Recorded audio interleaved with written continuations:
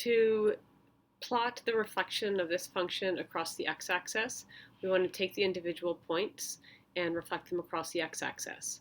So I'm going to use the draw tool. Right now I can click on this pencil. I'll be in blue. I'll take this point, which is currently 1, 2, 3, 4, 5 units above the x-axis. So across it, it's going to go 1, 2, 3, 4, 5 units below. This point here is on the x-axis, so it stays. This point is 3 below the x-axis, so I go 3 above. This point here is 4 below, so I go 1, 2, 3, 4 above.